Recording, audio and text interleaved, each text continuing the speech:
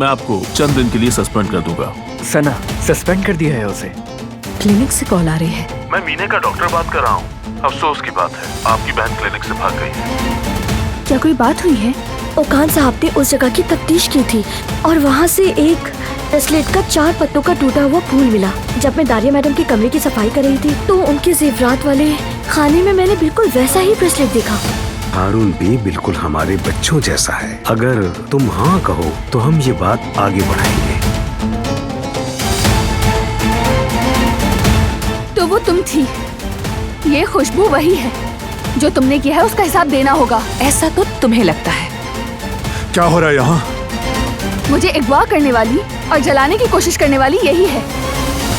वो कहानियाँ अधूरी जो न हो सकेगी पूरी, उन्हें मैं भी क्यों सुनाऊं, उन्हें तुम भी क्यों